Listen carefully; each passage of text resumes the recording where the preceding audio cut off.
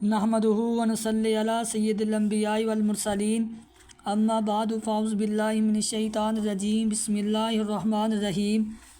آج ہم یہ سیکھنے کی کوشش کریں گے لفظ قرآن کے معنی اور اس کی وجہ تسمیہ۔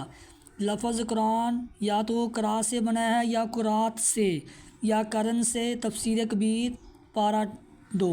قرأ کے معنی جمع ہونے کے ہیں۔ اب قرآن کو قرآن اس لیے کہتے ہیں کہ یہ بھی سارے اولین و آخرین کے علموں کا مجموعہ ہے۔ تفسیر کبیر روح البیان پارہ 2۔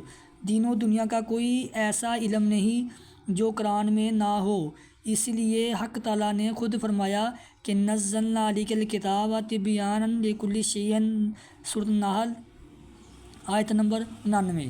نیز یہ صورتوں اور آیتوں کا مجموعہ ہے، نیز یہ تمام بکھروں کو جمع کرنے والا ہے۔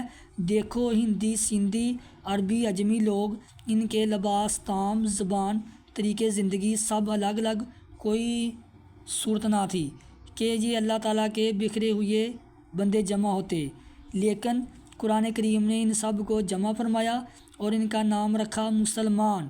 خود فرمایا سماکم مسلمین، جیسے کہ شہد مختلف باغوں کے رنگ برنگ پھولوں کا رس ہے، مگر اب ان سب رسولوں کے مجموعہ کا نام شہد ہے۔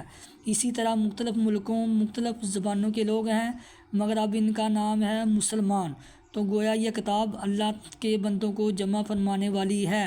اسی طرح زندوں اور مردوں میں بظاہر کوئی علاقہ باقی نہ رہا تھا، لیکن اس قرآن عظیم نے ان کو بھی خوب جمع فرمایا کہ مردے مسلمان زندوں سے فیض لینے لگے کہ اسی قرآن سے ان پر اصالِ ثواب وغیرہ کیا جاتا ہے، اور زندہ وفات شدہ لوگوں سے کہ وہ حضرات اسی قرآن کی برکت سے ولی، کتب، غوث بنے اور ان کا فیض بعد وفات جاری ہوا۔ انشاءاللہ اس کی بحث وَإِيَّاكَ نَسْتَعِينُ میں آئے گی۔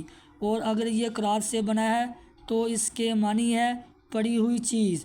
تو اب اس کو قرآن اس لیے کہتے ہیں کہ انبیاء کرام کو کتابیں یا صحیفے حق تعالیٰ کی طرف سے لکھے ہوئے عطا فرمائے گئے، لیکن قرآن کریم پڑھا ہوا اترا، اس طرح کہ جبریل امین حاضر ہوتے اور پڑھ کر سنا جاتے، اور یقیناً پڑھا ہوا نازل ہونا لکھے ہوئے نازل ہونے سے افضل ہے، جس کی بحث دوسری فصل میں آتی ہے۔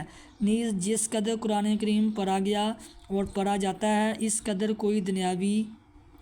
کوئی دینی یا دنیاوی کتاب دنیا میں نہ پڑھی گئی، کیونکہ جو آدمی کوئی کتاب بناتا ہے وہ تھوڑے سے لوگوں کے پاس پہنچتی ہے، اور وہ بھی ایک آدھ دفعہ پڑھتے ہیں اور پھر کچھ زمانہ بعد ختم ہو جاتی ہے۔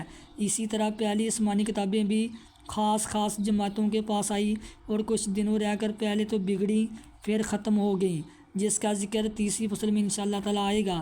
لیکن قرآن کریم کی شان ہے کہ سارے عالم کی طرف آیا اور ساری خدائی میں پہنچا، سب نے پڑھا، بار بار پڑھا اور دل نہ بڑھا، اکیلے پڑھا، جماعتوں کے ساتھ پڑھا۔ اگر کبھی تراویح کی جماعت یا شبینہ دیکھنے کا اتفاق ہو تو معلوم ہوگا کہ اس عظمت کے ساتھ کوئی کتاب پڑھی ہی نہیں گئی۔ پرلطف بات یہ ہے کہ اس کو مسلمان نے بھی پڑھا اور کفار نے بھی پڑھا۔ لطیفہ: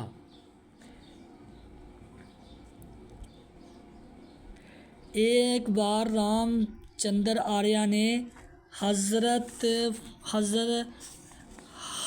صدر الفاضل رحمۃ اللہ علیہ سے عرض کیا کہ مجھے قرآن کریم کے 14 پارے یاد ہیں، بتائیے آپ کو میرا وید کتنا یاد ہے؟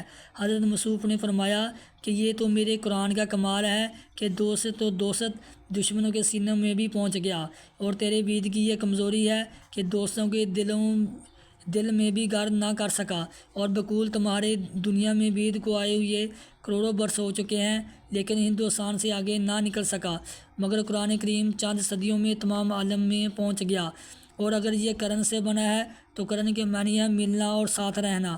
اب اس کو قرآن اس لیے کہتے ہیں کہ حق اور ہدایت اس کے ساتھ ہیں، نیز اس کی صورتیں اور آیتیں ہر ایک بعض کے ساتھ ہیں، کوئی کسی کے مخالف نہیں۔ نیز اس میں عقائد اور اعمال اور مال میں اخلاق، سیاسیات، عبادات، معاملات تمام ایک ساتھ جمع ہیں۔ نیز یہ مسلمان کے ہر وقت ساتھ رہتا ہے، دل کے ساتھ، خیال کے ساتھ، ظاہری اعضاء کے ساتھ اور باطنی عضووں کے ساتھ دل میں پہنچنا۔ اس کو مسلمان بنایا ہاتھ پاؤں ناک کان وغیرہ کو حرام کاموں سے روک کر حلال میں مشغول کر دیا۔ گرجے کے سر سے لے کر پاؤں تک کے ہر عضو پر اپنا رنگ جما دیا۔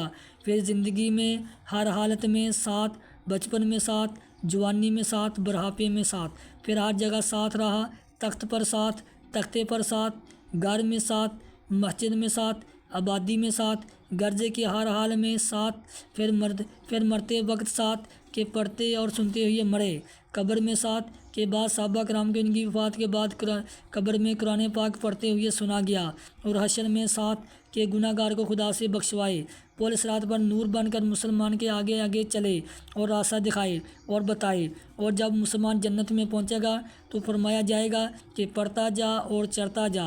گرجے کے یہ مبارک چیز کبھی بھی ساتھ نہیں چھوڑتی۔ اس کا دوسرا نام فرقان ہے۔ یہ لفظ فرق سے بنا ہے، اس کے معنی ہے فرق کرنے والی چیز۔ قرآن کو فرقان اس لیے کہتے ہیں کہ حق و باطل، جھوٹ اور سچ، مومن اور کافر میں فرق فرمانے والا ہے۔ قرآن بارش کی مثال ہے۔ دیکھو کسان زمین کے مختلف حصوں میں مختلف بیج بو کر چھپا دیتا ہے، کسی کو پتہ نہیں لگتا کہ کہاں کون سا بیج بویا ہوا ہے، مگر بارش ہوتے ہی یہاں جو بیج دفن تھا وہاں وہی پودا نکل آتا ہے۔ تو بارش زمین کے اندرونی تخم کو ظاہر کرتی ہے۔ اسی طرح رب تعالیٰ نے اپنے بندوں کے سینوں میں ہدایت، گمراہی، سعادت، شقاوت، کفر و ایمان کے مختلف تخم امانت رکھے۔ نزول قرآن سے پہلے سب یکساں معلوم ہوتے تھے۔ صدیق و ابو جہل، فروق و ابو لہب میں فرق نظر نہیں آتا تھا۔ قرآن نے نازل ہو کر کھرا اور کھوٹا علیحدہ علیحدہ کر دیا، صدیق کا ایمان، زندیق کا کفر ظاہر فرما دیا، لہذا اس کا نام فرقان ہوا، یعنی ان میں فرق ظاہر فرمانے والا۔ قرآن کریم کے کل 32 نام ہیں، جن کی تفصیل انشاءاللہ سورۃ بقرہ ذالک الکتاب میں بیان کی جائے گی۔ قل اعوذ برب الفلق من شر ما خلق ومن شر غاسق اذا وقب ومن شر النفاثات في العقد ومن شر حاسد اذا حسد قل اعوذ برب الناس مالک الناس الہ الناس من شر الوسواس الخناس الذي يوسوس في صدور الناس من الجنة والناس۔ صدق اللہ العظیم۔